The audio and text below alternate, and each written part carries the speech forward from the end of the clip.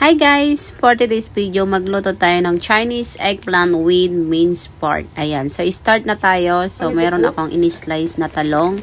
So, ito is tatlo lang na medyo yung medium yung size. So, nagpainit ako ng mainit na mantika. So, ipiprito muna natin siya saglit. Ayan. So, pinaghalo-halo ko na lahat para minsanan na maluto. Ayan. So, lutuin lang natin mga minutes lang.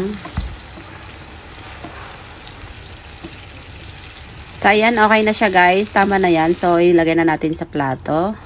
Ayan, sige, gisa muna natin. Ayan, nag-iwan ako ng konting oil at naglagay ako ng sibuyas and then garlic. So, pinagsama ko na siya. Ayan. So, maglagay din tayo ng sili para naman masarap yung ating lulutuin. So, meron akong piniling, pero konti lang yan. So, minarinated ko siya ng cornstarch para mabilis siyang maluto. Ayan na, kahit saglit lang natin i-fry is malambot na siya. So, ayan, okay na siya guys. So, pwede na natin ilagay yung napirito natin kanina na eggplant or talong. Ayan, so, konti lang kasi para sa akin lang naman neto kasi hindi naman kumakain yung amo ko ng may sili.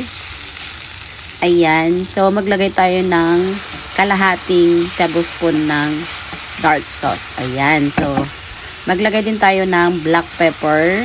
Ayan. So, halo lang. So, maglagay tayo ng water na meron siyang cornstarch at saka konting oyster sauce. So, pakaluin mo lang natin. Ayan. So, okay na guys. At i-transfer na natin sa plate at kakain na tayo. Guys, ang sarap. Promise. Hindi kayo magsisi kung tularin nyo to. Ang sarap. Ang sarap ng pagkaluto nyo guys.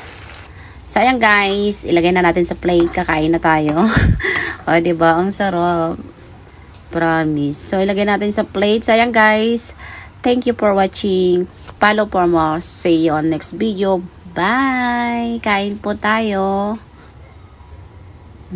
Charot.